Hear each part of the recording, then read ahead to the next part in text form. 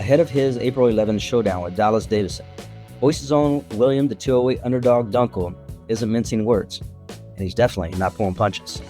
This isn't just another fight on the calendar. It's personal, it's high stakes, and Dunkle is making it clear exactly what he plans to do when the cage door closes. In this conversation, Dunkle opens up about the tension leading into fight night, what this matchup represents for his trajectory as a fighter, and why he's guaranteeing a statement performance against Davison in front of a hometown crowd that's watched his journey from the beginning. One thing is certain, April 11th isn't just another step forward, it's a proving ground.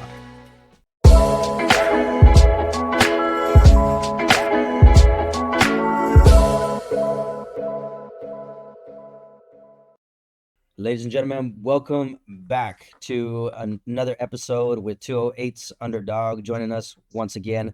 It's been a few months since we had you on deck here. William Dunkle joining us today ahead of April 11th in Great Falls, where he's going to be stepping into a Fusion Fight League bare-knuckle main event card against 185-pounder Dallas Davison.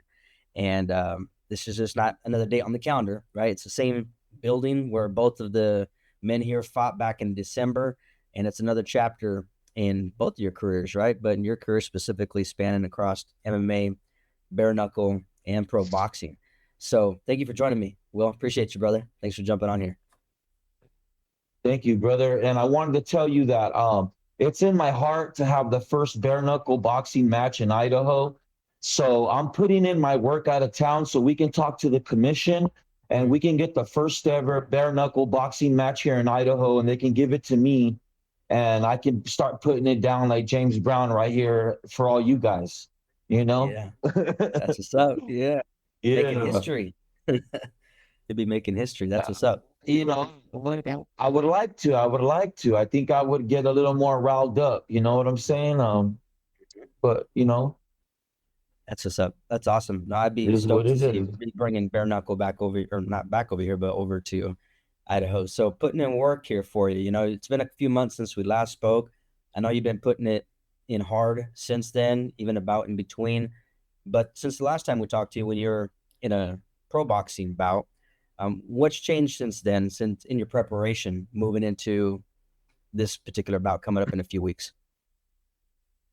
Well, basically, we've just been working more on attacking my opponent, smothering them, just angles to not let them breathe, just being a southpaw that I am, bro. Like, you know what I'm saying? I'm a huge problem.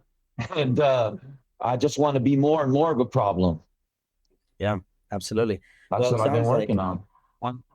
it sounds like Davison's a little bit of a problem for you. From the little snippets that I got, you guys had some words, some conversations exchanged during the last bout when you both came out with the dub. And what was that all about? Let me ask you that. Was that something you guys have been brewing around for a minute about facing each other, or is that something that just surfaced last minute?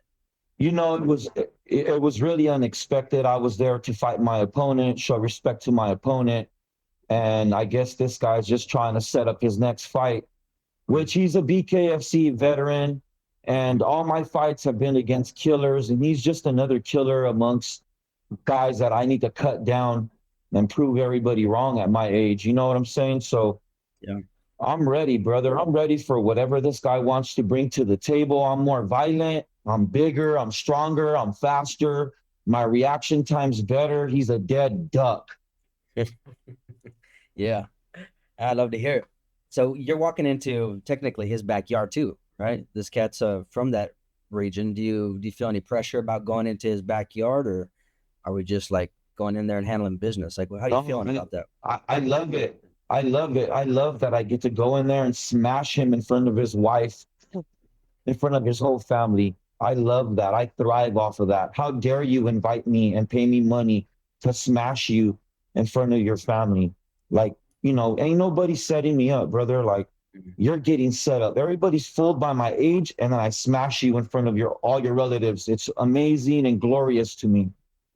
Well, you know what? It reminds me of your moniker, right? 208 Underdog. And you've often walked into these particular types of situations and, leave people questioning, who this guy is and whatnot. So do you think he knows what he's up against, or do you think he's overlooking you? Like, what's your take on the build up to this? I think that he's reaching for the highest apple he can grasp, and he thinks I'm just somebody that maybe he can take out, but little does he know that I'm the most violent man that he's ever came across. And this was the hugest mistake he ever made, bro, because literally I can hit you a couple times and I can change you as a fighter. You might fight again, but you're not going to be the same fighter. You're just not going to be. In the Northwest, everybody knows do not let Dunkle hit you. If Dunkle hits you, it's game over. And now we're talking about no gloves. Now we're talking about my power with no gloves. I will rip your face into pieces, bro, if not shatter your bones. So this has been tailor made for me. It took me a little bit to get my feet wet, and I understand the concept now. I understand what I got to do. It's a shock coming from MMA and professional boxing and trying to get involved in something like this is a whole different ball game, bro. It's a shock. It's a professional street fight with rules, but don't get it twisted. It's the most ruthless sport on earth right now that is like blowing up. So here we go. I'm all about it. Yeah, I'm intrigued about that too. I want to get your take on the transition from, you know, delving into MMA, into boxing, and now this. And like you said, it's a regulated street fight, if you would. How do you prepare for something like this differently than what you typically do? Like, is it well, just unpack that for me. Like, what do you walk into with something like this? It's a different ball game. The truth. You're not going to prepare yourself for shit like this. You need to go be a violent son of a bitch in order to fucking get involved in some shit like this. You're not going to get involved. You might think it's a cool idea and you can do it, but you're going to find out really quick that it's very, very, very, very ugly. In my fight management, there's about 1,000 fighters, and there's only a handful of us that are willing to do this. What does that tell you? That a bunch of professional killers say no? Mm-hmm. Say no because they know how dangerous this is. Well, you know what? Like this is right up my alley because I've been so violent that I can relax. I can go to sleep before something like this, and my coach can wake me up. William, it's time to go kill. And I'll work. It takes me 30 minutes to wake up and hit the bat and hit the mitts and get ready to go, bro. Like I'm so calm. Like I don't know. A big part of it is I got God in my heart, and like I don't fear nothing, bro. And it's not about fearing another man. It's Mm-hmm. about my faith that God is in my heart, and I'm already so violent. Like what can anybody do to me? I've never been knocked out. I've never been put to sleep.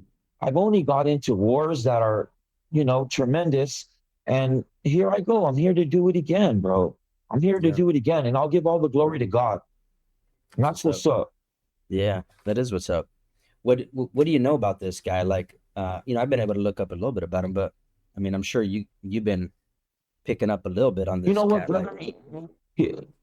You know what? This cat, this might be his last fight, bro. I had it in my head that when he pissed me off, that I mm-hmm. was really, really gonna go hurt him.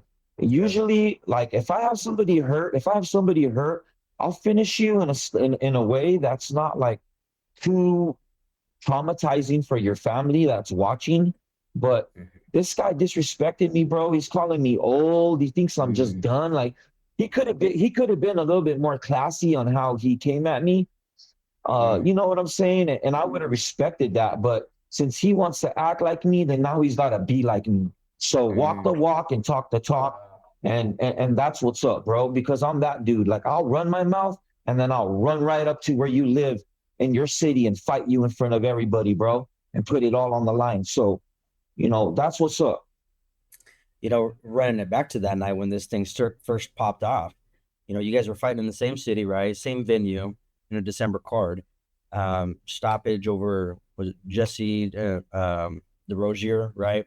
Um, what did that specific bout confirm about, you know, you and how are you taking that specific? Because it's not that long ago. I mean, we're talking a few months ago since you just came off of that one, right?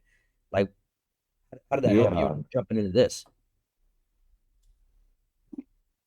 You know, fighting a Native American is very scary, bro.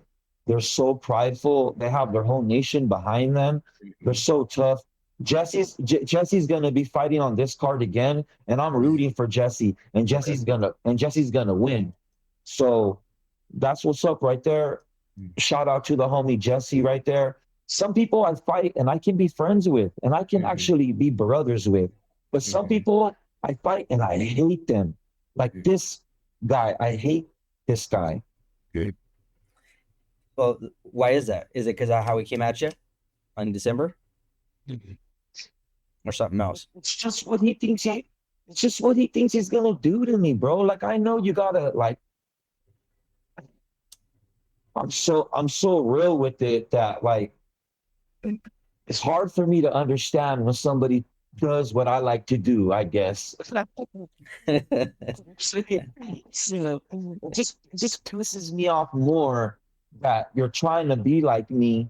And okay, cool. Now you got the fight you wanted, bro. And you know, I think he's gonna be ready for some serious war, bro. But really, I mean, my Mexican German blood is going to take me to levels that you can't even dare go to, bro. Like it's in me. It's in me to be a murderer in there. And you're going to have to kill me to to get me to lose any fight that I'm in, bro. Like that's just what it is, bro. That's my mentality and it's ride or die right here. The West Coast belongs to me. What? Yeah. I love your mentality walking in, and one of the favorite things that I can dig about you, bro. I mean, from one moment, we can have a heartfelt conversation like we did last time, speaking about your upbringing and really what molded you as a fighter, the people that impacted you, like your mother, your coach, and being able to obviously have that switch where it's like this is who you are as well. When it's time to go, it's time to roll. I want to ask you about the some of the maybe technical aspect of it. And I don't even know if you think about this running into the fight or whatnot, but from the little bit I've been able to pick up on Davison, that last go around, he had that stoppage winning in round four, I believe it was. He's described as a counter striker. You've been often described, by people as a brawler, right? Technical brawler to some. Um, what do you think that he's going to be preparing for and maybe might get some surprises about if he's walking into it thinking that he's going to play the same strategy that has worked for him in the past? Look, brother, I'm gonna walk him down Mexican style. I'm gonna beat the crap out of him. I don't care what he's gonna do. I'm not gonna chase him around so he can check hook me. I'm not Mm-hmm. gonna let him put me in no little traps. I'm gonna swallow his punches. I'm gonna murder him right there. If he clenches with me, he's dead. He's dead. It's a matter of time. The first or second round, he's not leaving, bro. This fight ain't going those many rounds. If I would have fought the little fag that he fought, I would have took him out in the first damn 30 seconds. It took him 4 rounds to take that dude out. Are you kidding me? And the second time you're fighting him? No, no, homie. Like, I'm going to prove a point. I'm coming for blood. This is what it is. I'm talking a big game because I am a big game. I am going to get it done. That's me, dog. And that's what I bring every time. Like, let's go. Yeah. What's your coach particularly helping you prep with, as a whole? Is it your mentality? Is your footwork? I mean, is it anything in general that he's kind of trying to zone in on and sharpen you up going into this? He's Shout always out to the homie, sharpening by the the way. knife. Mhm. He's always sharpening the knife, and we're always figuring out little ways. But look, I've been doing this for so long. All you got to do is polish me.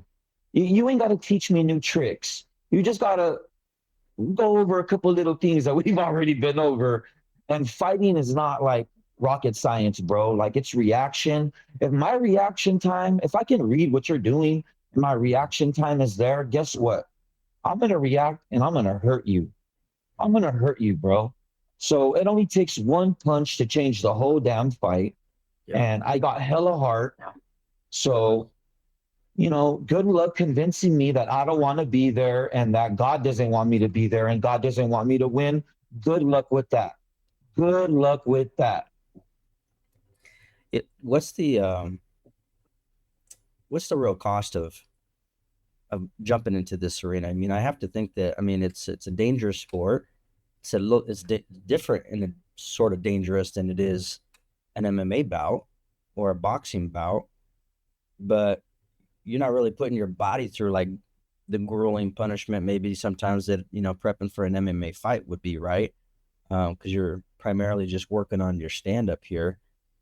Like, do you like doing this more so than MMA and boxing? Is this kind of the new era for you, the new vein that you're running in? You're like, man, I really like this, or is it just something else that you're jumping into?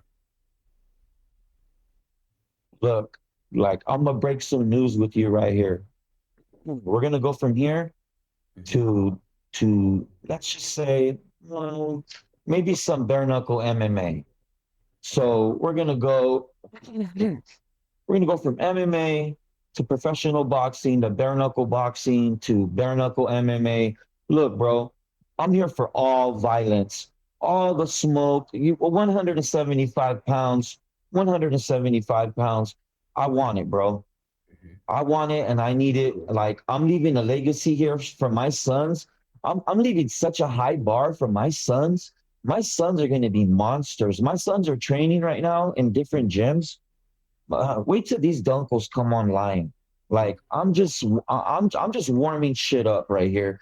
And everybody that follows me, all the kids that look up to me, everybody who has love for me, like I'm gonna put all you guys on my shoulders right here, and I'm gonna beat the crap out of everybody. And that's what I'm gonna do, bro. I'm gonna do it for you guys. This is Yeah, no, it's cool. How old are your boys right now? My sons are in their 20s. They're all in their young 20s. Mhm. They're super handsome and they're all single and and they're super talented and they're super talented, bro. They're super talented and I'm so proud to be their dad. You know what I'm saying? Yeah. And I mean, all I can do, bro, is have badass fights. So my grandchildren, when I do have them, oh, was badass. You know what I'm saying? Mhm. Yeah, that's pretty cool. Yeah, that is pretty cool to be able to look towards that, look forward to that. So look forward to seeing what other dunkles are going to be jumping on here and have as much of a personality as you do. So that's going to be pretty exciting. I can only imagine three dunkles in a room. How entertaining that's probably. Is it pretty entertaining? Look, I'll say this: like, my oldest son right now is a heavyweight boxer, and he's gonna come on the scene, bro. He was in the NFL. He was an offensive lineman.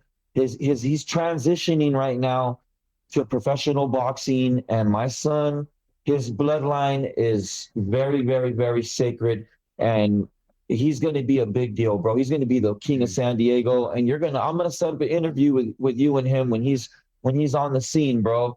And Let's you're do gonna it. thank me, you know what I'm saying, Mhm. because of he has Dunkle blood and he has a surprise mystery blood that we'll reveal Mhm. later. You know what I'm saying? Okay. But Yeah. yeah, it's on and cracking, and I'm so excited for the future of my team, my teammates. I have two female teammates that are going to be going to the UFC soon. Soon we're going to be the only gym in Idaho with UFC fighters at their gym. It's going to be Mhm. two female killers, and that's the way it is, bro. Like your gym might have a bunch of dudes in there, but ain't nobody in the league, bro. Mhm. Like I'll brag on that. I'll brag Mhm. on that. Team No Excuse all day. Private gym. You got to get invited to my gym. You ain't just gonna walk in. You got to get invited. If we want you to be part of the family, we'll invite you. If we don't want you. Period. There it is. You heard it from the man himself. If there was something, if your opponent is coming across this, maybe I'll tag him or something. I don't know. If Dallas Davison is tuning in and watching this right now, what do you want to tell Dallas? Well, we're not only going to make a message for Dallas, but we're going to make a message for all of Montana. Fusion Fight League, let's tag them too. Let's get them involved in this. So Dallas Davis, I'm coming straight for you, bro. I'm coming straight at you. Ain't no more hugging. Ain't no shaking hands, ain't no words, nothing like that. I'm not going to be friendly. I'm not going to make this into a competition. I'm going to make this into a do or die environment. You ain't going to sleep. You ain't going to eat. This is really, really bad, homeboy. What's happening to you? I'm going to change you. You're never going to be the same. This is going to be your last fight at the ability you have. I'm going to take years off your life. You're done, son. It's over. 208 Underdog, Idaho. What's up? There you have it. You heard it from Mr. Dunkle himself. April 11th, Great Falls. He's stepping in the ring on Fusion Fight League, bare-knuckle bout, 185 pounds against Dallas Davison. William, thanks for joining me, brother. I appreciate you. Thank you, bro.